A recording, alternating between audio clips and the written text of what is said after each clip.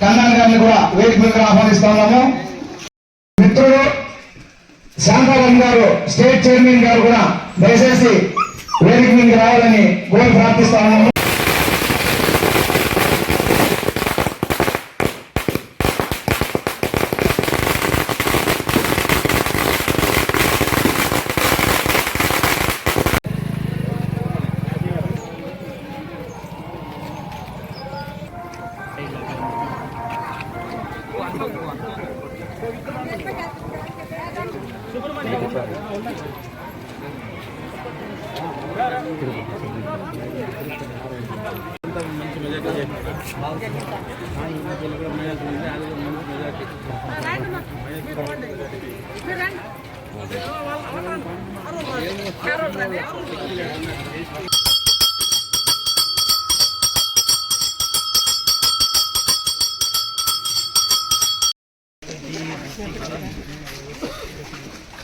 எல்லாம் ஒரே டைம் எடுத்துருங்க.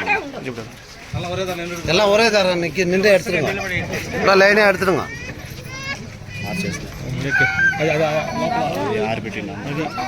ஜகா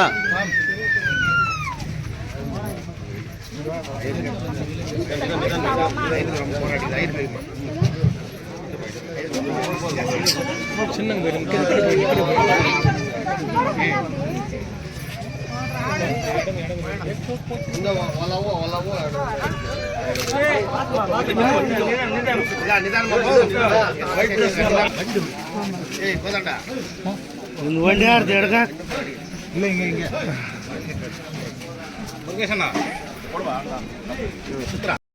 ఉన్నాము.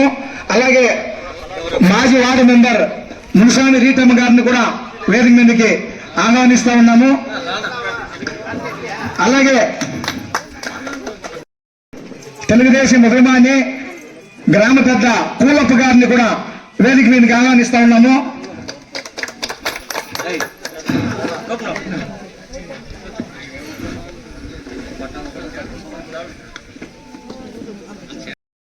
ఇప్పటికే కాలం అధికమైంది కాబట్టి దయచేసి తెలుగుదేశం పార్టీ కుటుంబ సభ్యులందరికీ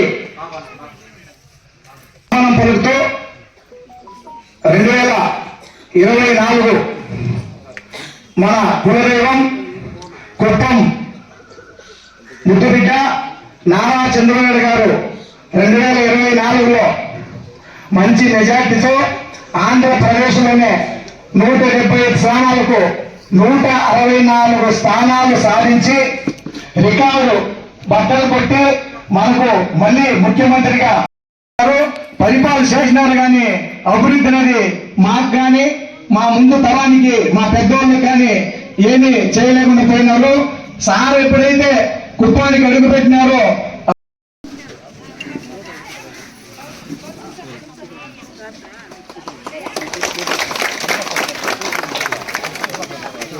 సార్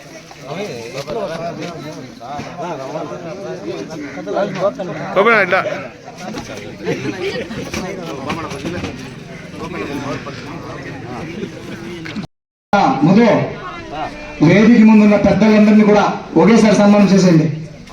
మళ్ళీ ఎవరైతే అధికార పార్టీ అండ చూసుకొని రెచ్చిపోయిన సంఘమిత్రులు కావచ్చు, ఇంకా ఇతర వాళ్ళందరూ వైసీపీ నాయకులు కావచ్చు, ఇతర అధికారులు కావచ్చు, అంగన్వాడీ వాళ్ళు కావచ్చు, అందరి లిస్టు కూడా గ్రామస్తులు మాకు ఇవ్వడం జరిగింది.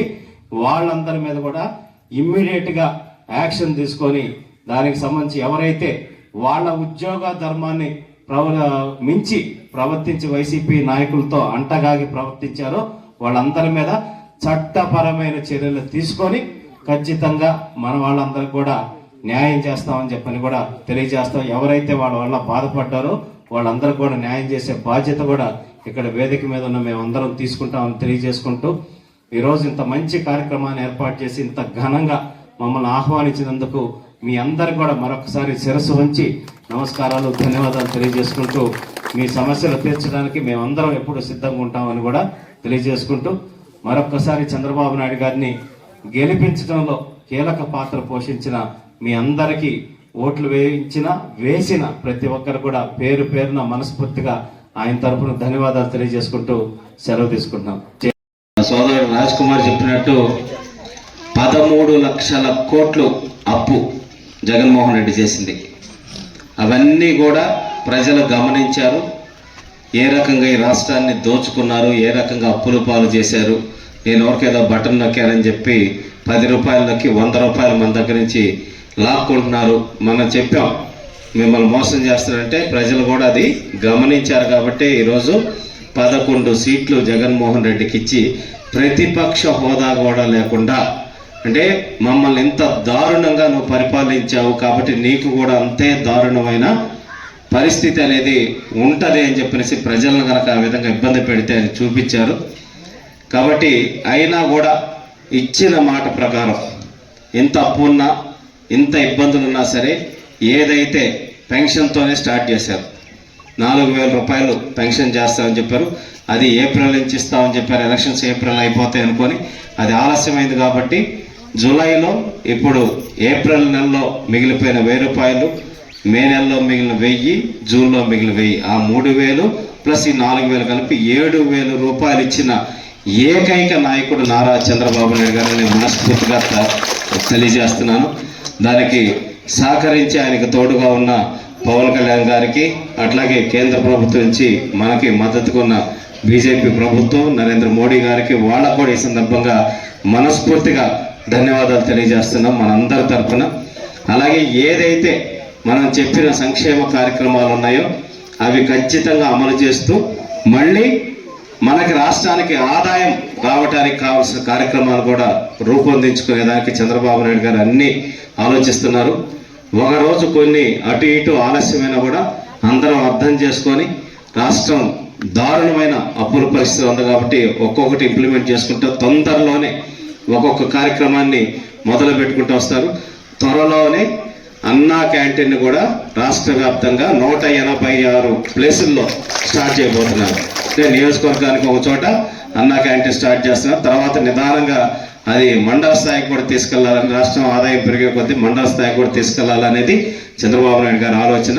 కాబట్టి 100% మనం అనుకున్న కార్యక్రమాలు ఏవి ఆగో అన్నిటికీ మించి ఇది రాష్ట్రం మొత్తం ఒక ఎత్తు అయితే, కొప్పూరు నియోజకవర్గానికి సంబంధించి ప్రతి మైనర్ పంచాయతీ 1 కోటి రూపాయలు, మేజర్ పంచాయతీకి 2 కోట్లు, మున్సిపాలిటీకి 100 కోట్లు శాంక్షన్ చేయమని ఆదేశాలు ఇచ్చారు సారు. అట్లాగే 100 కోట్లు కాదు, మున్సిపాలిటీకి అవసరమైతే 200 కోట్లైనా పెట్టండి, ఇబ్బంది ఏం లేదని నా ముందే అధికారులకి ఆదేశాలు ఇవ్వటం జరిగింది. 100 కోట్లు ఆ రోజు చెప్పాము. మనం 100 కోట్ల లిమిట్ కాదు, ఒక మోడల్ మున్సిపాలిటీ కింద కుప్పం టౌన్ని తయారు చేయాలి. కాబట్టి 100% దానికి కావాల్సిన డిపిఆర్ ప్రాజెక్ట్ రిపోర్ట్లు అన్నీ తయారు చేయండి. ఫస్ట్ ప్రయారిటీ ఏమేం చేయాలి, డ్రైనేజీలు ఇమ్మీడియట్ అర్జెంటుగా ఉండే ఫస్ట్ స్టార్ట్ చేయండి. రిమైనింగ్ అన్నీ కూడా బ్యూటిఫికేషన్ అన్నీ కూడా ప్రారంభించాలి. 100% కుప్పం బస్ స్టాండ్ కూడా ఒక మోడల్ బస్ స్టాండ్ కింద రాష్ట్రంలోనే తీర్చిదిద్దాలని చెప్పనేసి దానికి సంబంధించి కూడా కొత్త డిపోని కట్టడానికి కావాల్సిన ఆదేశాలు కూడా ఇవ్వడం జరిగింది. అట్లాగే ఎలక్ట్రికల్ బస్సుల్ని పైలట్ కింద కుప్పం డిపో నుంచే రాష్ట్రంలో ఫస్ట్ ఇక్కడి నుంచే ప్రారంభించాలని చెప్పనేసి సంబంధిత రవాణా శాఖ మంత్రి గారికి కూడా ఆదేశాలు ఇవ్వడం జరిగింది. కాబట్టి ఇది ముఖ్యమంత్రి గారి నియోజకవర్గం. దాంట్లో అభివృద్ధి ఏ విధంగా ఉంటుందో గత 30 సంవత్సరాల్లో చేసిన అభివృద్ధి మొత్తం ఒక ఎత్తు అయితే, ఈ 5 సంవత్సరాల్లో ఆయన చేయబోయేటటువంటి అభివృద్ధి ఇంకొక ఎత్తు అని చెప్పనేసి మీ అందరికీ తెలియజేసుకుంటూ, ఇక్కడ కూడా సమస్యలకు సంబంధించి ఆల్రెడీ మాకు లిస్ట్ ఇచ్చారు ప్రతాప్ సింహ గారు అందరూ.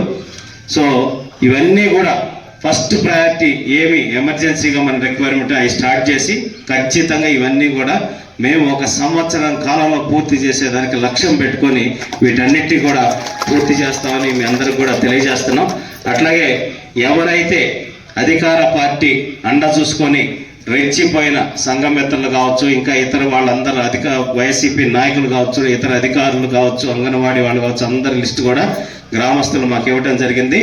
వాళ్ళందరి మీద కూడా ఇమ్మీడియట్గా యాక్షన్ తీసుకొని దానికి సంబంధించి ఎవరైతే వాళ్ళ ఉద్యోగ ధర్మాన్ని మించి ప్రవర్తించి వైసీపీ నాయకులతో అంటగాగి ప్రవర్తించారో వాళ్ళందరి మీద చట్టపరమైన చర్యలు తీసుకొని ఖచ్చితంగా మన వాళ్ళందరికీ కూడా న్యాయం చేస్తామని చెప్పని కూడా తెలియజేస్తాం. ఎవరైతే వాళ్ళ వల్ల బాధపడ్డారో వాళ్ళందరికీ కూడా న్యాయం చేసే బాధ్యత కూడా ఇక్కడ వేదిక మీద ఉన్న మేమందరం తీసుకుంటామని తెలియజేసుకుంటూ ఈరోజు ఇంత మంచి కార్యక్రమాన్ని ఏర్పాటు చేసి ఇంత ఘనంగా మమ్మల్ని ఆహ్వానించినందుకు మీ అందరికి కూడా మరొకసారి శిరస్సు వంచి నమస్కారాలు, ధన్యవాదాలు తెలియజేసుకుంటూ మీ సమస్యను తీర్చడానికి మేమందరం ఎప్పుడు సిద్ధంగా ఉంటామని కూడా తెలియజేసుకుంటూ మరొకసారి చంద్రబాబు నాయుడు గారిని గెలిపించడంలో కీలక పాత్ర పోషించిన మీ అందరికీ ఓట్లు వేసిన ప్రతి ఒక్కరు కూడా పేరు పేరున మనస్ఫూర్తిగా ఆయన తరపున ధన్యవాదాలు తెలియజేసుకుంటూ సెలవు తీసుకుంటాం.